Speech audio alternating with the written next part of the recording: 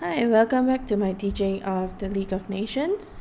This is part 3. Before I get started, if you find this resource helpful, please help to leave a like, a comment, and to subscribe, and even to share with your friends if you think it's helpful. So, we're going straight into how far did the Depression make the work of the League more difficult. So we're talking about the Great Depression, which happened 1929. The thing is, you don't have to know what caused the Great Depression, really, but it will be helpful to know a bit. I'm not going to go into it, but there are many resources that you can find online to teach you more about the Great Depression. What we are interested in is how this event, the Great Depression, made the League of Nations work even more difficult. So, in general, all over the world, with the Great Depression, even though it started in the US, it affected the whole world because the US had given out loans to many countries after World War I to rebuild. The US also is the economic powerhouse of that time. So, if they go down, it's a domino effect. So, in general, in countries you can see all around the world, there's high unemployment, there's economic chaos. Governments are all facing the same problem, like how are we gonna keep our economy stable? So some governments, like Germany and Japan, their governments at that time fell to take extreme views, right? And let's remember Germany, Japan, and Italy also, actually. They, at least Germany was for some time, but Italy and Japan for sure are council members in the League of Nations. So this is quite interesting because they are going against the League of Nations. So basically, we will see in the later parts that Japan and Italy decided to invade two different countries. And this is one of the reasons is really because of what happened during the Great Depression. So it is a definite reason why they took this action. It's not the only one, but it is a huge reason. And well, whenever any country invades another country, that is not peaceful, and so that's why we say that the Great Depression made the work of the League of Nations more difficult. Okay.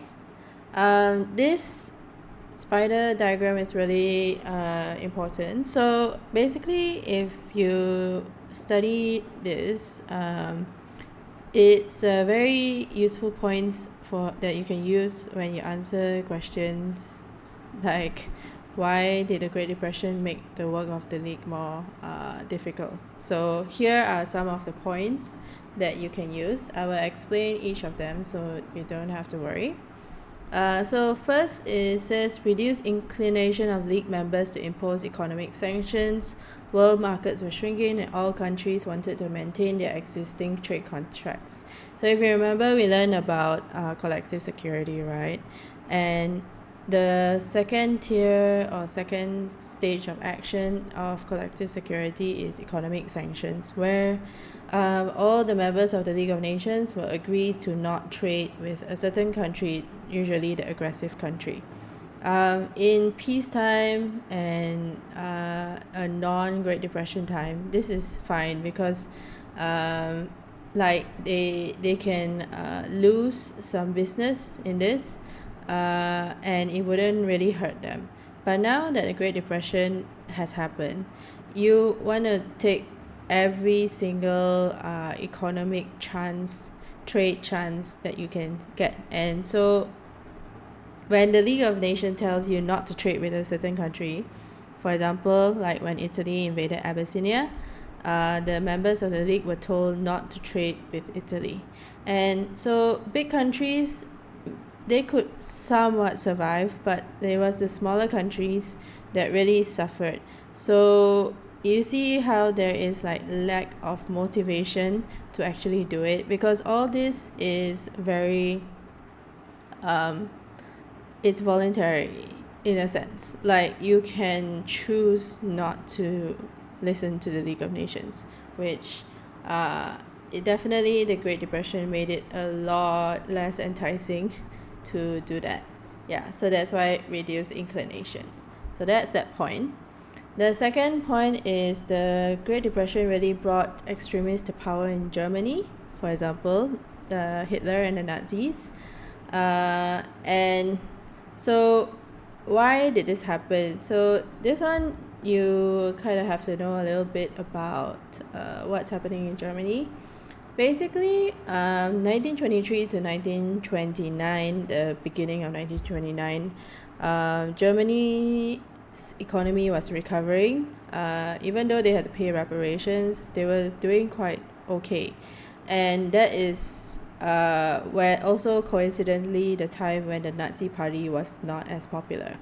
It was after the Great Depression that really Hitler and the Nazis began to gain popularity. And why? It's because they were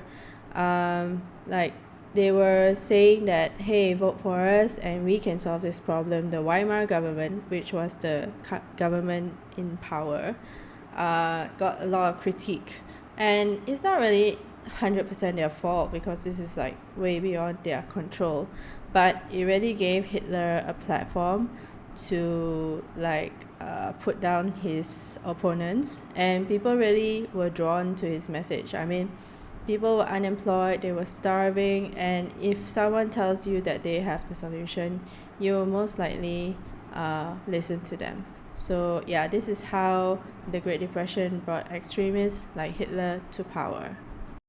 The next point is it encouraged militarism in Japan. The Japanese army appreciated how Japan's survival depended upon its overseas trade, and in 1931 decided to take the law into its own hands. So we will explore this in more detail when we learn about the Japanese invasion of Manchuria, but just a summary is that basically Japan's main export is silk.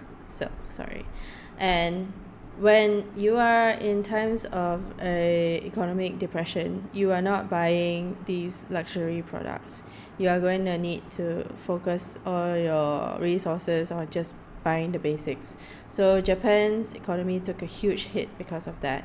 And so they were already very militaristic, and they decided that they needed to survive because Japan is just that island nation, right?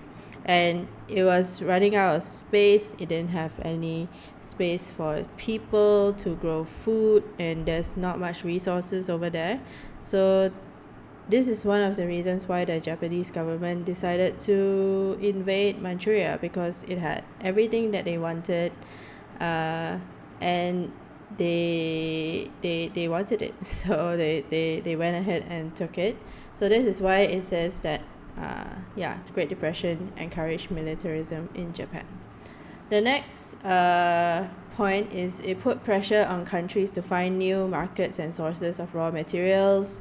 So one way is through colonization or annexation of new territories, but this was likely to involve war. So this is kind of like related to what I just said about Japan, that they needed markets and also sources of raw materials.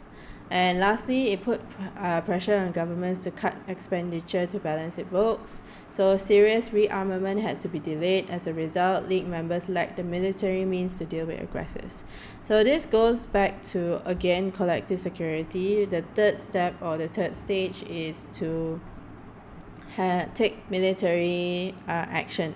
And the League of Nations does not have a standing army, meaning it doesn't have an army ready. What the League of Nations has to do is actually to get its members to contribute military. And if your members are cutting down on military expenditure, they are less likely to send in the very little military they are able to afford. So that's what this means, that like because they were cutting down, then the league also in a way suffered because of that. And now that these aggressor countries know that you are not going to take like aggressive action against them because you are literally unable to, then they become more brave, I suppose, and will do yeah, whatever invasion that they plan to. So that's all about the Great Depression. A really small section, but this you can have 6-mark questions and also 10-mark questions because well, it can go with you can argue that it's not totally the league's fault that it failed. There are outside forces that also contributed to its failure. But yeah, now let's go into the 1930s, which is the next section. For this, I will be covering some of it in this video, but the final part of it, mostly the disarmament conference and also the Italian invasion of Abyssinia, I'll probably cover it in part 4. So yeah, just look out for that. So 1930s, how successful is the League of Nations? Generally, if you remember what I said in part 1, 1930s is really more of the failure side. There's a lot of failure happening, and finally the ultimate failure happened in 1939 when World War II started. The League of Nations was not officially dissolved until, I believe, 1945, the end of World War II. But really, after at the start of the 1930s, basically the League of Nations had no more pull or influence anymore. So really not doing their job. Alright, let's start with some positives. Like I said, it's not a total failure, but still generally a failure. But positives, the work of agencies, committees, and commissions was still continuing. So really, those are really the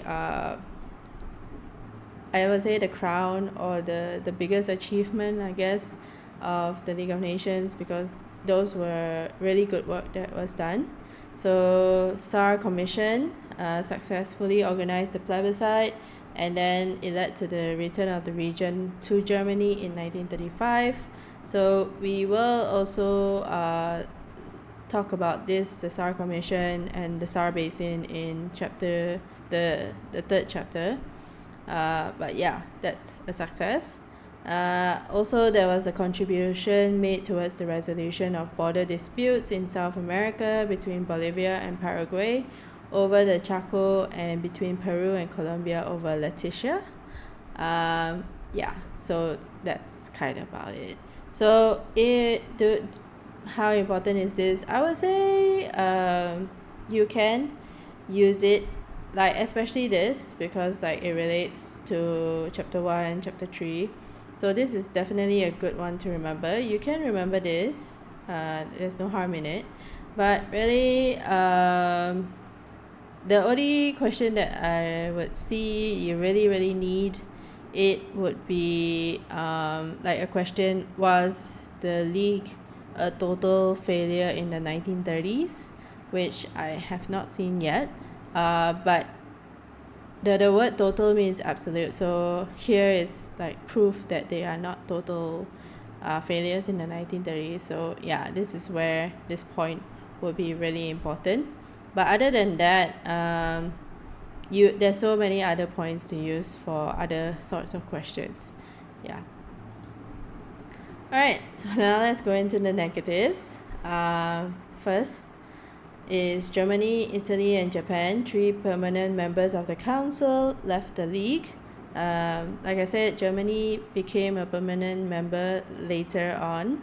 But then once Hitler came into power, 1933, then he left the League of Nations after the disarmament conference.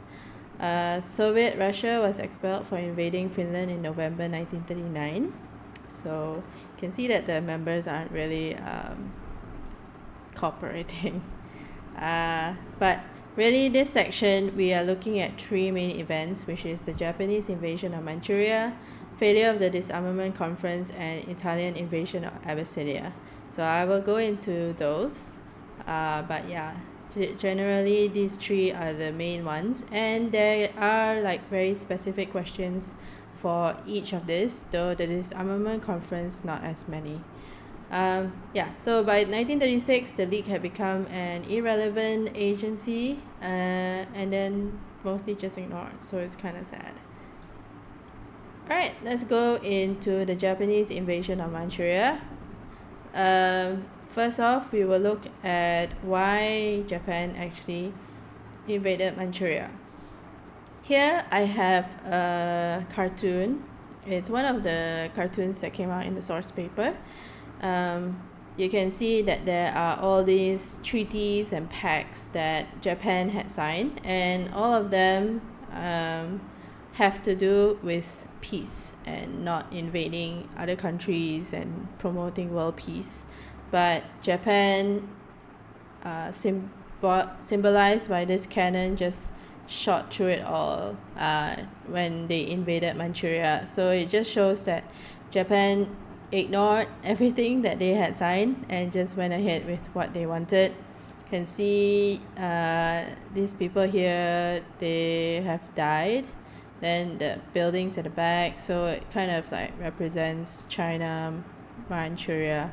Yeah, so that's the meaning of this source. So why exactly did Japan invade Manchuria? If you remember when I talked about the Great Depression, mostly because of economic and resource reasons. Now first, let's understand the geography of both Japan and Manchuria. If you look at the map over here, this is Japan, and Korea, actually they have the same color because by this time, it happened in the 1930s, but Korea was, if I'm not wrong, fully conquered by Japan by since 1905, it says over here. Yeah, so Japan already has Korea and, troops over here. So it's not like they had to do Korea first and then go in. No, they were already here and they just had to make their way over to Manchuria. The triggering event was the Mukden Railway, and historically Japan and Russia have gone to war, and Russia lost to Japan.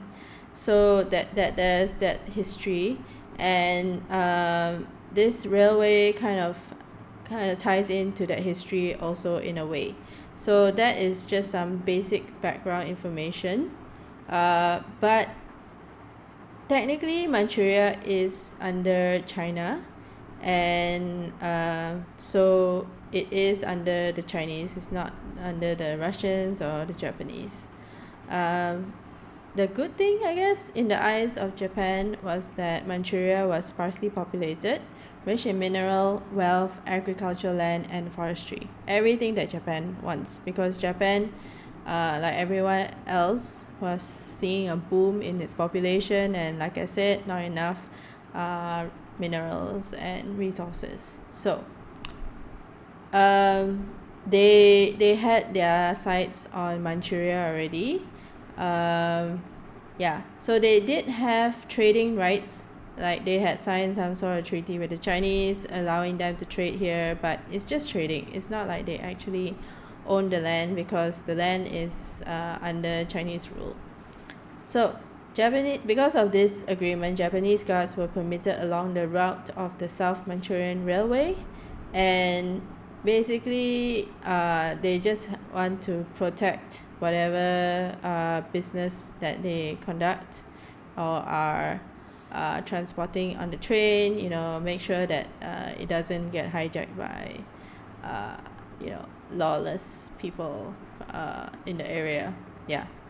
So in terms of the economy, it was, like I said, badly affected by the Great Depression, because they were They didn't have enough food, and also their main commodity is silk, which is a luxury item. So people aren't going to be spending on luxury items in economic troubling times. And really, like I said, Manchuria just fits the whole bill. It ticks all the boxes, and it was up for grabs basically. Yeah. So this is the triggering event that led to Japan then declare war on Manchuria, China, and then invade. So but this event just gave them the reason to, because technically you can't just like invade a country for no reason.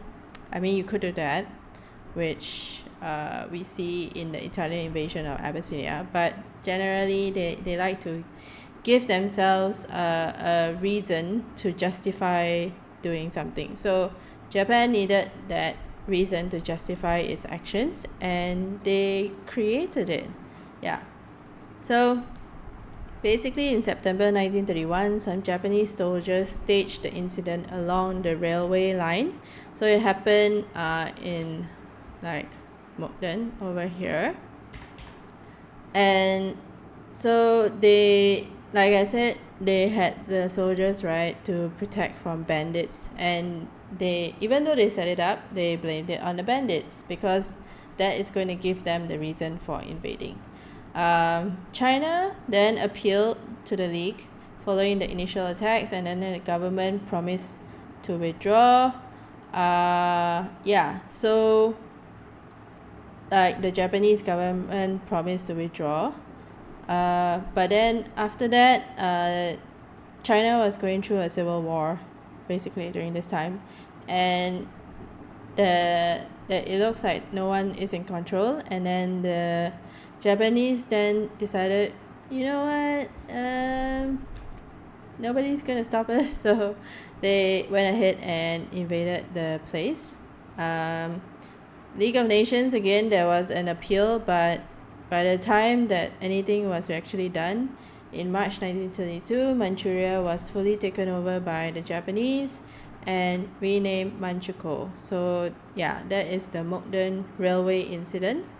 Basically, they just said that our train holding Japanese supplies was attacked by local Chinese bandits, and we cannot accept this, so attack.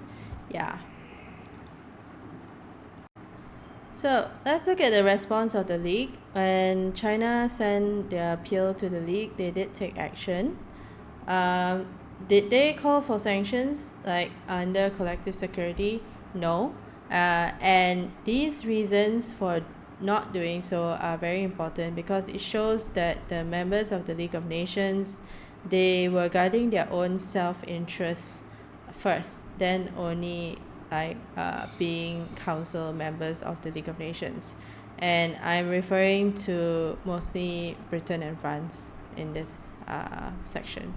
So, but then also kind of like applies to other European countries, as you can see on the first one.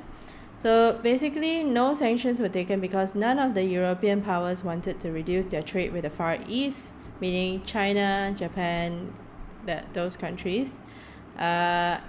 Especially since if they had economic sanctions, they're like, okay, we're not going to trade with Japan anymore.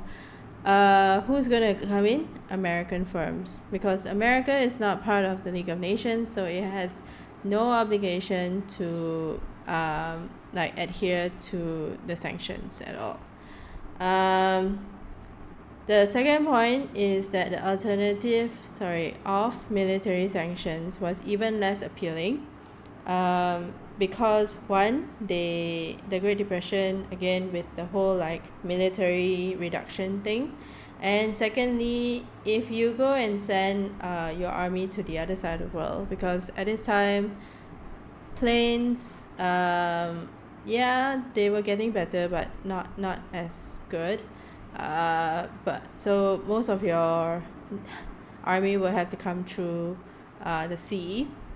There's no chance that you will win. Remember I said that Japan fought with Russia and won. So if such a huge country can lose against such a small nation, they are not going to take the risk, because it really is really, really far. So they were afraid that they were just sending troops for a losing mission. And finally, this one is really the selfishness, I guess, that you can see in some council members. So Britain and France, they have colonies in the Far East, or in the East, basically. For Britain, the most valuable ones were Hong Kong and Singapore. So they were afraid that if they were to do anything, economic sanctions, send in the military, Japan could retaliate and, invade their possessions, which is a totally normal response, but also they were looking out for themselves first. So it's all about the European countries being very far away and are unable to really control the outcome of whatever action the League of Nations was going to take. So with all this hesitation, that's why the League didn't really respond as it should have immediately. What the League did instead was they sent this commission. They set together a group of people led by Lord Lytton. That's why it's called the Lytton Commission. And they made an inquiry in Manchuria. Basically, they go to Manchuria and see what's up, who's in the right, who's in the wrong. They spent 6 weeks in the province and then came up with the very obvious conclusion that although the Japanese were provoked in various ways by the Chinese, the invasion was not justified. But it was only considered by the Assembly in February 1933, and then by then it was too late already. The Japanese had totally taken control of Manchuria, renamed it Manchukuo, and the Japanese also decided they don't want to be part of the League of Nations anymore. They said bye. So you can see that the response is not really effective, because it's just saying the obvious, but no actual action is taken. They didn't send in an army to force the Japanese out. I mean, it was a bit too late, but nothing was done. So this is a huge deal, because it just shows the incompetence of the League of Nations. Are they really doing anything? No, and this is proof of that. So this is really important. What were the lessons of the Manchurian crisis? So like I said, it really showed the incompetence of the League of Nations. But we also have to remember that there are the factors of the members, looking out for their own interests, which is something that is hard to control, I guess. And also the practicality, it is very far. So there's gotta look at both sides. And the main thing is also that they were very slow. I mean, how long does it really take to write a very, very obvious report, right? So that is the lessons that we can learn from this. And in a way, the League of Nations did learn from this, because later on, when we talk about the invasion of Abyssinia, they did take quicker action and actual action, instead of just writing up a report stating the obvious. So so I'm just gonna read a little bit of the main points, and then this slide will be over. So yes, the League, you can criticize them for not acting quickly enough, because by the time that Lord Lytton came, and then it took 18 months just to vote it into action, so that is really, really slow. And there's little that they could have done, because they don't have any big powers like the United States or Soviet Russia. So it all comes down to, you do not have any influence any leverage on your decisions. So there's no reason for anyone to listen to you, right? And finally, yeah. Oh, so that was it. Yeah, but basically, yeah, it was because of these factors thought to be unlikely to occur again that politicians and world opinion were prepared to give the league another chance. So this was bad, but it was not like the final nail in the coffin kind of thing for the League of Nations. So yeah. So I'll end the recording over here because I want to talk about the disarmament conference and the Italian invasion of Abyssinia in part 4. But yeah, that is part 3 of the teaching on League of Nations. So I'll see you in the next part.